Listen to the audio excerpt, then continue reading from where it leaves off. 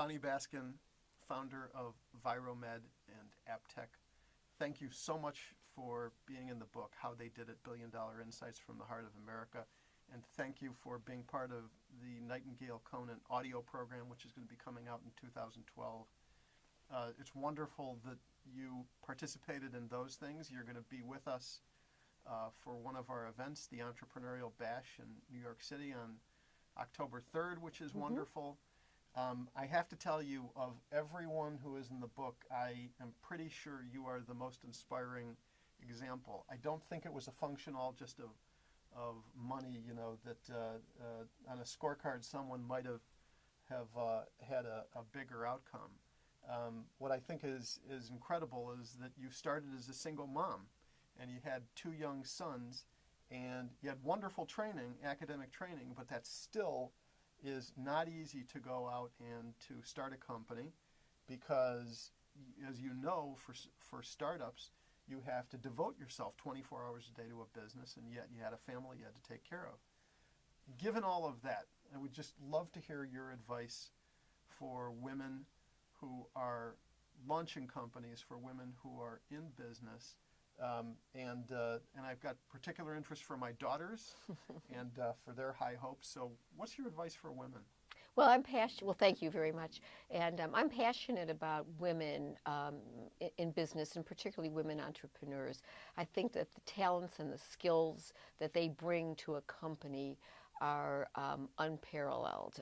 Just from the fact of dealing with the aspects of life as a woman deals with it.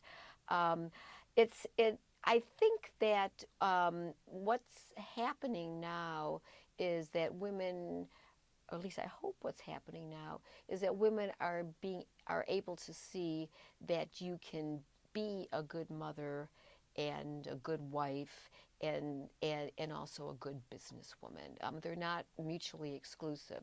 You have to have flexibility. One of the reasons my company was so successful was I had a lot of women, very, very capable and brilliant women that were in managerial positions, a number of them young and beginning to start their own families. And I was flexible. I allowed them to be able to take the time that they needed with their children, and the payback was in multiples over the course of time. So I think the important thing for women, particularly women in science, is to understand that you can be a successful scientist, you can be a successful businesswoman, and it's not at the expense of the rest of your life, and that you truly do have the abilities, especially in an entrepreneurial setting where we don't have that glass ceiling, to be able to really explode and be capable of accomplishing things that you never in a million years would have dreamed that you can accomplish. You can really call your own shots running your own companies. And do it the way that you want to do it. Right. Not the way that, even not the way that you're taught to do it in business school, but you just kind of intuitively know the right way to do it and the right way to treat people. I think as women, we intuitively are pleasers, and we want to be able to make things right, and to help people. And, and that translates into business also. One of the things that I was always shocked about is when my company would go out of its way to do something for a customer, they would call and profusely thank us for doing it. When I was to say, well, that's what you do. If you're in business and you're a service-oriented business, that's what you do, and maybe it would not be that different, and that's what I would do for my children or my parents or my spouse. So it's a very different perspective in terms of really understanding the essence of a service, and especially in a service economy that we're in right now, to be able to offer these services. And I think there's no one better to do it and to understand the power of it than women. You are a passionate supporter and champion for some groups.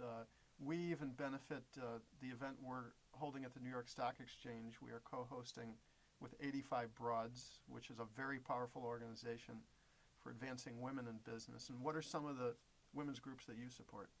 So I'm involved in a number of women's groups. I'm in an investment fund that it's only women investors, and it's an angel investing fund, and we invest in either women-owned companies or companies that have products that would have an effect on, or the woman be a customer or have an effect on women. I'm also sit on the board of a number of entrepreneurial startup companies where the CEOs are women. And I've been very active in supporting a very good friend of mine who has set up a couple of women's entrepreneurial centers in a university setting. And as a matter of fact, is just going to be starting a new one at a university here in Minnesota. So it's really important, I think, to get the word out that to a woman, that she has resources and capabilities that almost genetically make her superior to be a CEO. More power to you. Bonnie Baskin, thank you so much. Thank you. Thank you.